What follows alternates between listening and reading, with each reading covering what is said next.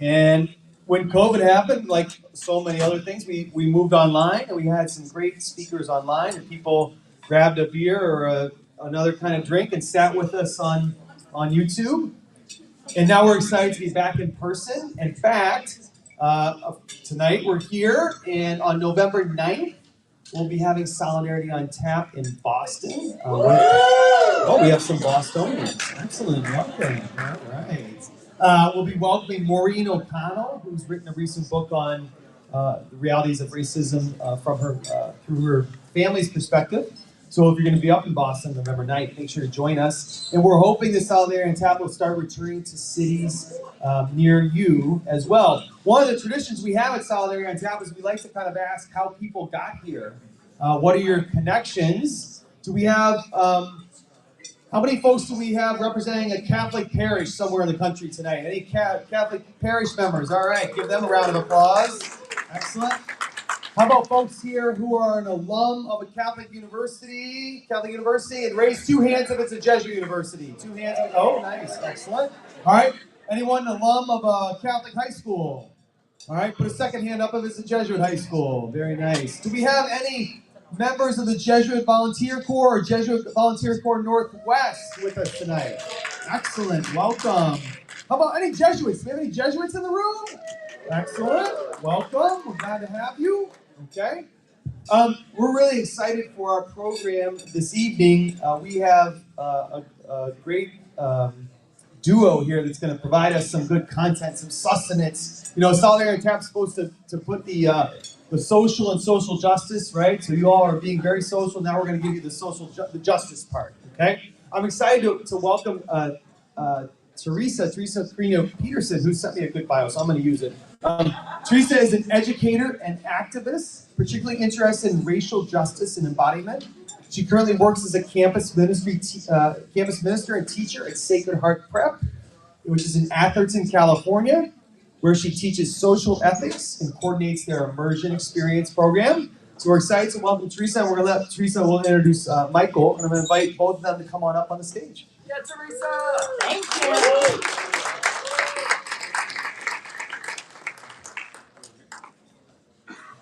Water.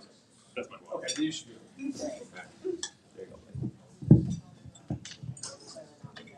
go. Glad to hear I have fans in the audience. I am very glad to be here and glad this mic works from a distance. Is this okay? Mm-hmm. Great. This is an interactive conversation that we'll be having.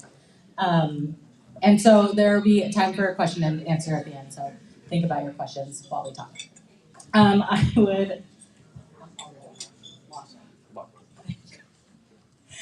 happy to introduce Mike O'Loughlin. He is the author of Hidden Mercy, Catholic AIDS and Untold Stories of Compassion in the Face of Fear, which is based on the America podcast, Plague, Untold Stories of AIDS and the Catholic Church. The Plague series was honored with awards from the Catholic Press Association, Religion News Association, and the National LGBT Journalists Association. Congratulations. That's great. Mike is also the national correspondent and associate editor at America, the Jesuit Review, and is also the author of The Tweetable Pope, A Spiritual Revolution in 140 Characters. A former staff writer for the Boston Globe and its Catholic site Crux, his work has also appeared in the New York Times, The Atlantic, The Washington Post, Foreign Policy, and The Advocate. There will be a test at the end. He has been interviewed by a number of media outlets, including NPR, the BBC, ABC, CBS, Fox News, and MSNBC. He frequently gives talks on a range of Catholic issues, including at the University of Notre Dame, Boston College, and the University of Seattle. Welcome, Mike. Thank you. Thank you for the long version of the bio. I appreciate it. I was not given an option for a short one. On to the real reason why we are here is you wrote a book recently and have been speaking about it, and it's called Hidden Mercy, as I said in that long bio, and it's also for sale at the ISN merch table. So you are already going to love this conversation. I can tell you that off the bat, and you will want to buy this book. So just warning you ahead of time. But Mike, to start off, could you tell us a little bit about why you wrote the book? Sure, yeah, thank you. Wow, Mike does work from a distance. Yeah. Thank you for hosting this conversation tonight. I'm looking forward to some good dialogue up here and then some questions and observations from you all out there as well.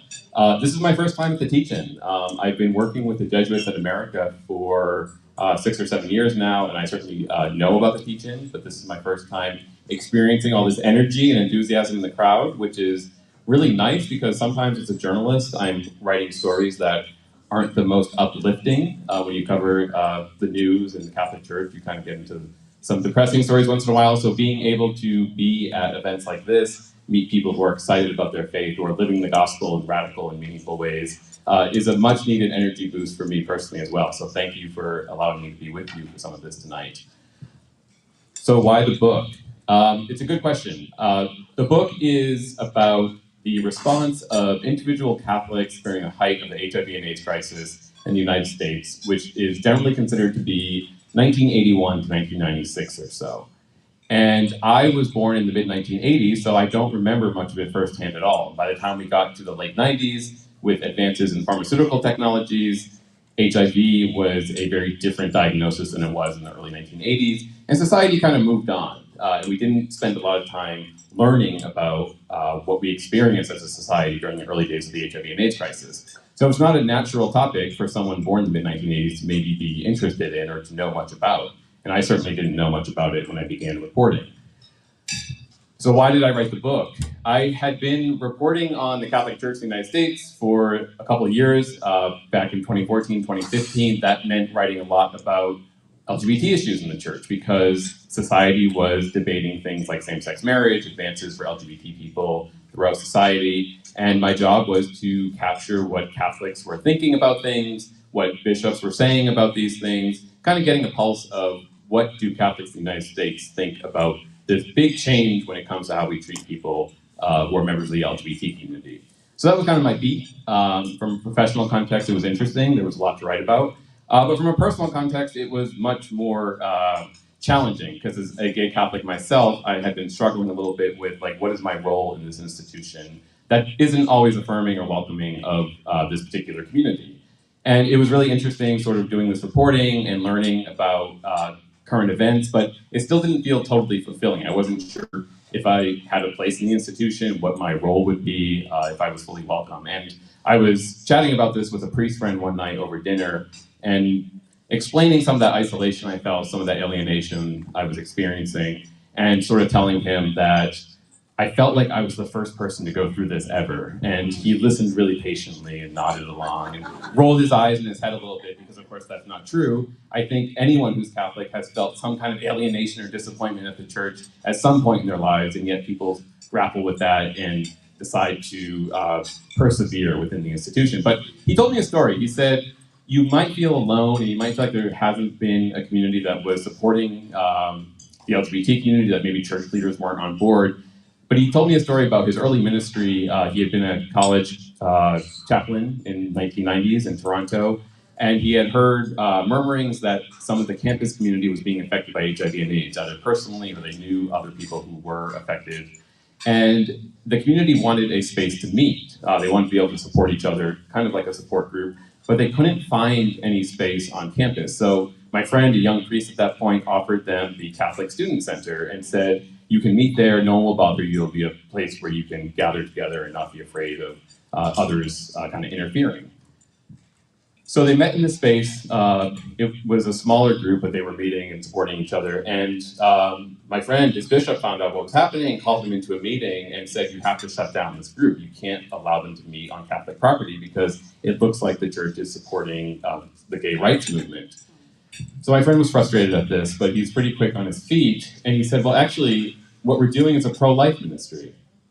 People are dying and we're standing by this community by offering them this space. And the bishop felt a little trapped, I think, and said, fine, you can keep it going.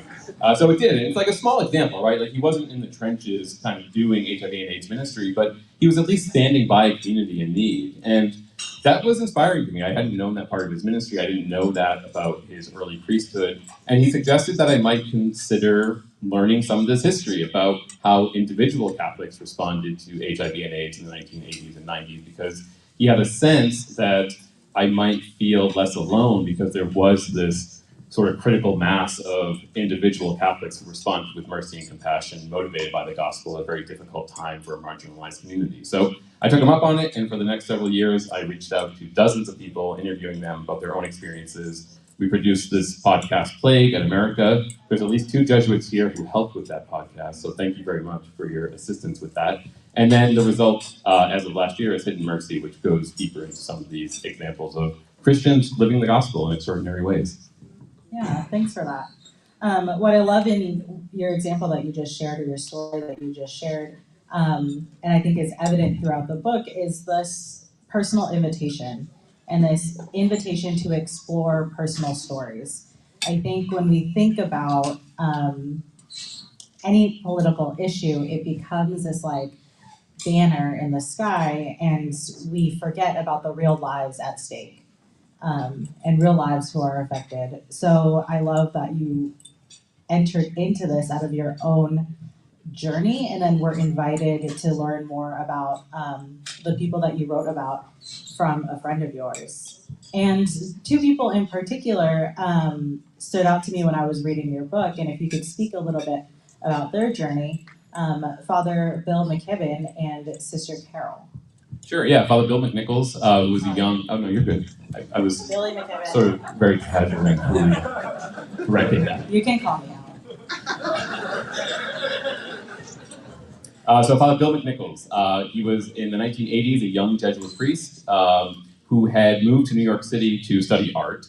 He wanted to do religious art and sort of use that to help catechize the church. But when he got there, pretty quickly, he arrived in 1982 or 1983, he learned that there was this great need for pastoral care for the gay Catholic community that was really being affected very adversely by HIV and AIDS. And he was approached pretty early on and asked if he could celebrate a mass, a special mass for people with AIDS. And he really struggled at first, whether he should say yes or not, because he had this sense that if he said yes and got involved, that that would become his ministry, because there was such a need in the community.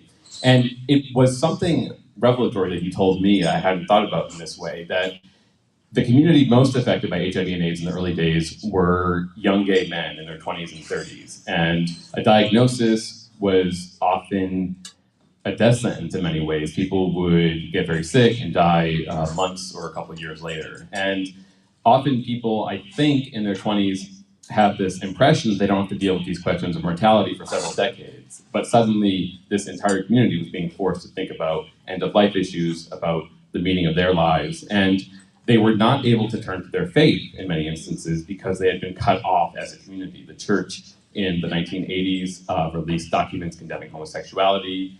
Groups for LGBT Catholics were evicted from Catholic parishes. There was just a real sense that the community was not welcome. So Father Bill had this correct intuition that maybe there was a desire for pastoral care among the gay community that was suddenly being forced to confront these difficult questions. And his ministry was really one of presence. He recalls being in the home of a young man who was dying from age-related complications, completely abandoned by his friends and family, and just sitting there. And there was initial anger directed at Bill, because I think this person saw in the institution Bill represented some pushing away, some marginalization. But eventually he came around, and Bill was one of the only people who this person had at the end of his life. And in many ways, Bill helped pioneer what became a fairly robust HIV and AIDS ministry in New York among some Catholic priests and some Catholic sisters, even if it was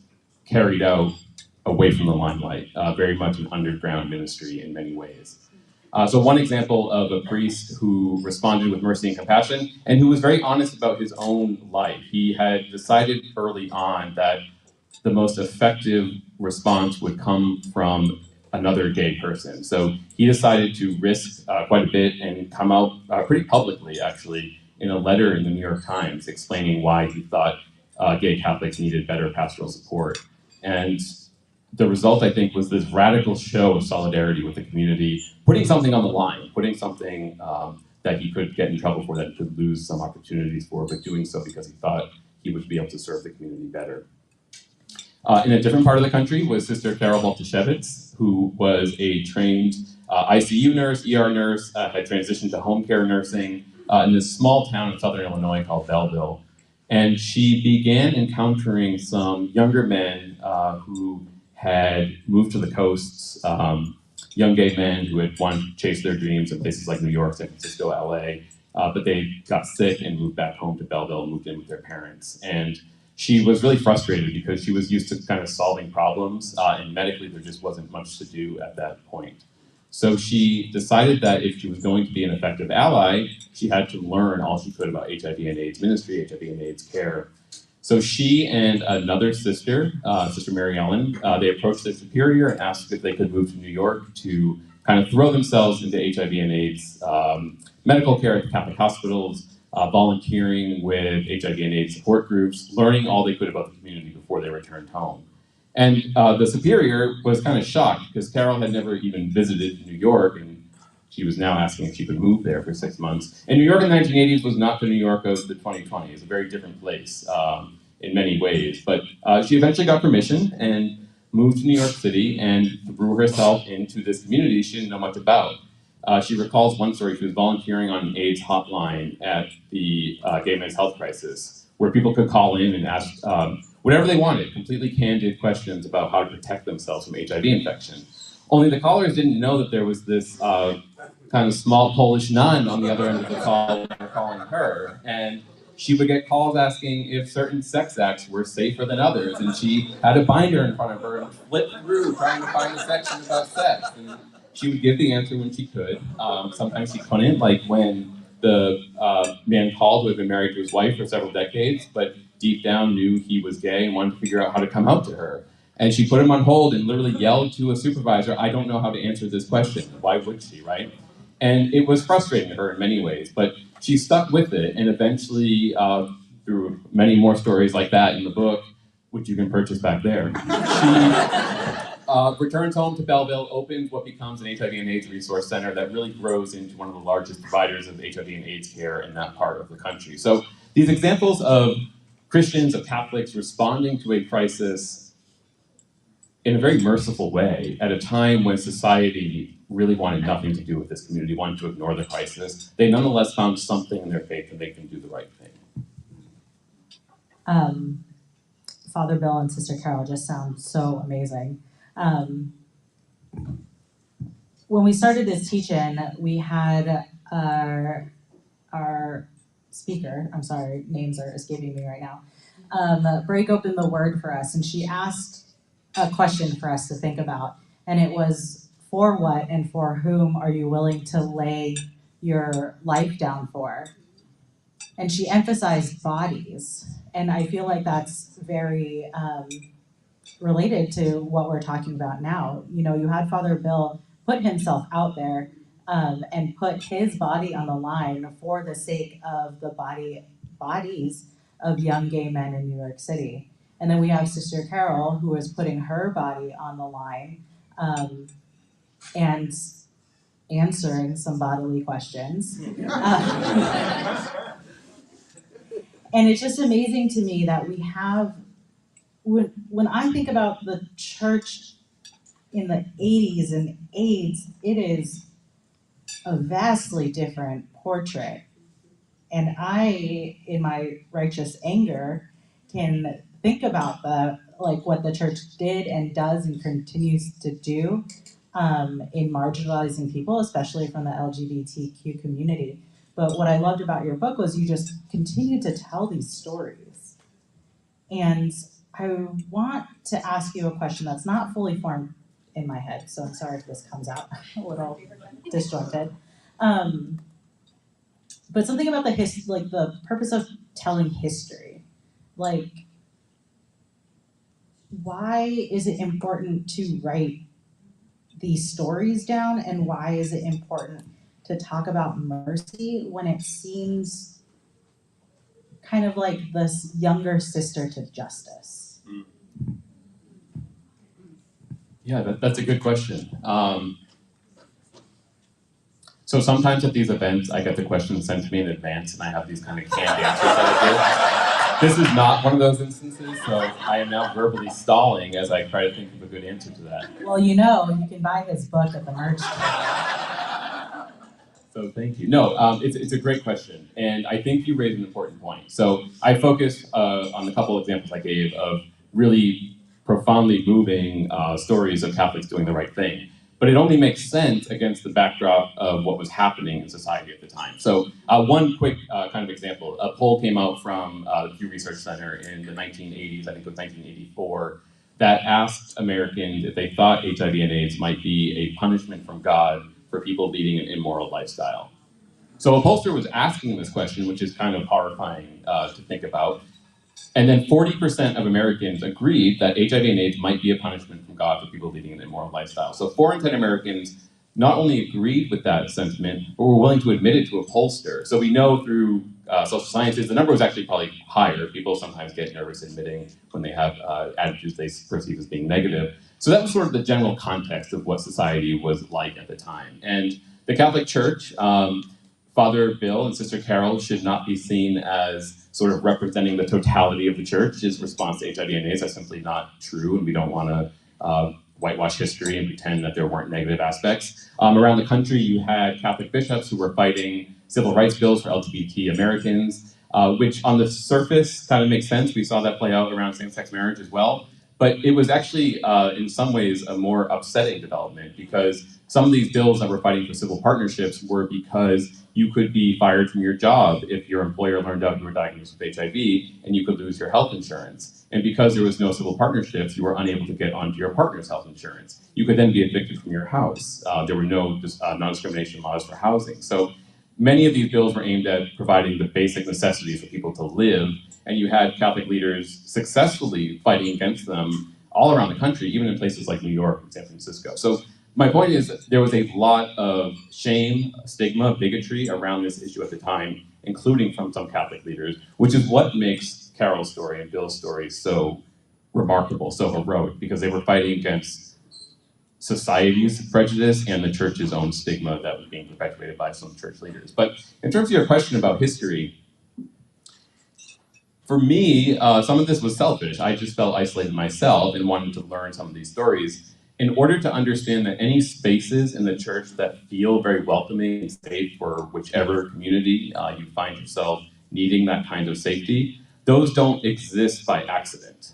So if you, like me, have found a parish that seems pretty fully integrated and welcoming to the LGBT community, that's because generations of people who came before you fought to make that space like that. So for me, it's been a good reminder by learning the stories of the people who fought for that space, why they exist, but also I think an exhortation that the next generation has to constantly be stepping up to make sure those spaces continue to exist and hopefully expand them a little bit. So by being able to connect with Carol, who I've gotten to know quite well over the last few years, Father Bill, who I just spoke to the other day, and learning their stories, developing these intergenerational friendships, I think that's given me hope that these spaces will continue to exist in the future, but also the courage to have events like this and talk about how we can do more to make the church more inclusive and more welcoming to all different kinds of communities.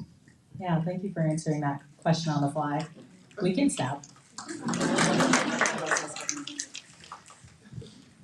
You brought up a really great point about not whitewashing history, but also remembering that the spaces that are inclusive and are welcoming and are oriented towards justice are not happening by accident. In your book, you talk about a church that actually no longer exists.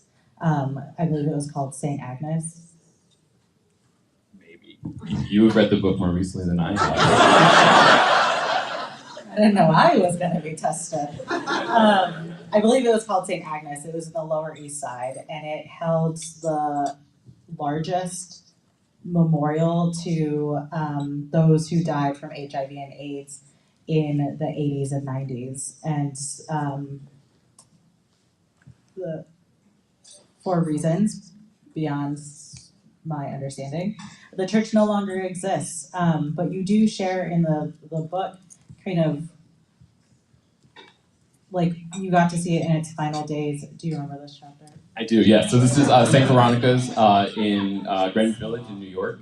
It had, no, this is great, this is great. This is a good prompt. I'm like 0 for 2 on names right now. It's all good, it's all good. Do you want me to talk a little bit about the parish? Or Yeah, please. Okay. And then what does it mean to like remove not just that memorial, but that church? Yeah, so St. Veronica's was unfortunately consolidated into another parish, and the worship site was shut down. And up in the choir loft is a memorial for people who died from HIV and AIDS-related complications that the church says was the first public memorial in New York City for people who died from AIDS. And I, at the beginning of this research process, had the opportunity to go to St. Veronica's and visit the memorial up in the choir loft. And it was a little bit,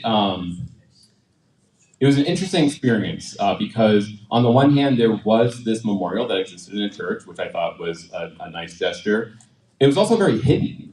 It was up in a choir loft. You would have to know it's there. You'd have to climb up this back set of stairs. You'd have to walk down to the front of this steep choir loft, and then there were a series of plaques that were on this slanted piece of wood. So I noticed when I visited that they had a very public memorial for veterans of various wars throughout history. Prominent, like right when you walk in the door, they're on this column, you can see them right there. But the AIDS memorial was hidden up away, and at the time I felt like something was off about it. And it was over the course of the reporting that I thought, actually, it's a great example of the church's response, kind of doing the right thing in some instances, but hiding it, not wanting to know, not wanting people to know too much about the history. So the church was closed down. There was an effort by some parishioners to get it reopened. It looks like they've kind of depleted their avenues for changing the mind. And I don't think it's public yet, so I won't say where it's going, but it's actually, the memorial is going to be moving to a Jesuit parish in New York, so that kind of cuts down the options. So, There's later, only 2, and I worked at one of them. but I won't say which one. That's very cool. I'm glad that it's being resurrected. I had a brilliant question. I am just just embarrassed about not knowing names right now, so I'm faltering. You said that the memorial was hidden, right? And then that touches on the name of your book, Hidden Mercy. And through your reporting, which you have said is selfish, but really is like instrumental and monumental for not just Catholics, not just gay Catholics, but I think the Catholic, anyone who identifies as Catholic writ large. Because you said there is that kind of like tension, no matter how you identify. I remember when I was first working in parish ministry at one of those Jesuit churches in New York City that may or may not have this memorial coming to it. I just remember sitting on the subway with one of my students, and he was just like so stressed because here he was the poster child for the Catholic Church. He was like, here's this kid who started our youth ministry. He's a Eucharistic minister, he's a lector, yada, yada, yada. And then he was in the process of coming out and exploring what the young gay community had for a kid like him. And very much it felt like half of him was excluded in both communities. You know, and I think for him, reading your story would bring a lot of solace and comfort to know that he isn't alone in his struggle. You know, this has been years past, and now I feel like a bad mentor for not reaching out to him, but now I will after I buy this book at the ISN merch table. But just so much happens in the dark. So much injustice happens in the dark, and so much fighting happens in the dark. Because people are literally putting their bodies on the line and meeting the need where it happens. And so I think the genius of your book is really uncovering these stories that really matter, that tell the history of people who have done the work, and then to show that it's up to us, really, to continue that work in conversation with those who have gone, or not gone before us, not dead, or some of them are. Sorry, I said I get really sarcastic when I get nervous. You know, there needs to be an intergenerational effort. And as a parting thought, what has, as you're carrying on the legacy of Father Bill and Sister Carol, what has been the response that you've received from the release of your book almost a year now? Sure, yeah, I think you raised an important point about these stories taking place in the dark, sort of the hidden nature of them. And when I finished writing the book, I had noticed that in many of the interviews, again, people doing this work away from the limelight, whose stories really hadn't been told, and many of the stories were lost. People passed away without capturing their stories in any kind of meaningful way. And as I was thinking about what to do next with the book, I had noticed that in almost every interview, people kept bringing up Pope Francis, which was really nice. But as a journalist, I had to kind of steer them back to the 1980s and 90s because there was no Pope Francis back then. So I did make a note though, like they kept bringing up Pope Francis and how grateful they were for his efforts to at least create spaces for conversations around some of these topics in the church. So I finished the book and I was thinking about the next steps for it. And I decided that what I wanted to do was write a letter to Pope Francis and tell him about some of the people I had interviewed because they so admired him. And I thought that he should know that there were so-called Pope Francis Catholics decades before there was a Pope Francis. So I learned that a friend was going to Rome shortly after I finished the book. So I decided I would write a letter and send an early copy of the book to the Pope. So I went to Walgreens and bought the fancy stationery. I went home, sat down to type my letter, realized I didn't know how to write a letter to the Pope, how to address it. So I Googled how do you write a letter to the Pope and figured out that I could type everything. And I sat down and wrote a letter. And I introduced myself as a gay Catholic because I had been inspired by Father Bill to kind of be honest about why I'm engaged in this kind of work. And then I told him a story about Sister Carol, about Father Bill. I told him how they had undertaken this very heroic, important ministry, often, again, hidden away, not always supported by the institution, and told him that they very much admired his own ministry and that they wanted him to continue speaking out for these marginalized people in the church. So I sent off a letter. I heard from my friend that he had a meeting with the Pope, that he gave a copy of the book and the letter, and I should expect to hear something back. And I said, okay, great, thank you, I'm sure. So a couple weeks later, I go to my mailbox, and there's this small white envelope, kind of this small rectangle envelope, and the return address is the Vatican Embassy here in Washington. Okay. So I open it up, and inside there is a letter from Pope Francis that had been sent over from Rome to the embassy, and now it's in my mailbox in Chicago. And it was an amazing experience to get this letter from Pope Francis, who thanked me for sending the book and the letter, but more importantly, he acknowledged Carol's work and Bill's work and David Pace, a gay Catholic whose partner had died from AIDS in the 1980s and prompted him to go into a little bit of activism. And he said it was an important example of Catholics responding to the call in the Gospel to care for the least of these. He understood, he said, that they had undertaken this work at great risk to their own reputations and their own ministries, their own vocations in some instances, and he thanked them for doing this important ministry. So it was very cool. I knew that I would use it to help sell books, which is very shallow, but before I did that, I decided that I would call Carol and Bill and David and read this letter to them. And it was a very moving experience because each of them had done this work. They hadn't always felt supported by an institution that they loved, they had very complicated feelings about. And while they weren't looking for validation from the Pope, the fact that they felt seen, that they were finally recognized for being on the right side of a very difficult issue.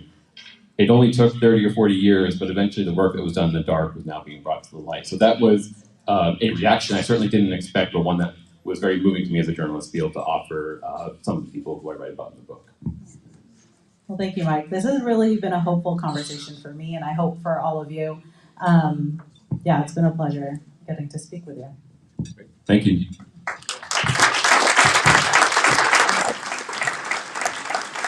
Excellent. Well, thank you again to Teresa for facilitating and not being too nervous. I think you were great. And to Mike for sharing. I'm very grateful to have you here. It's time to get to your teaching, so thank you.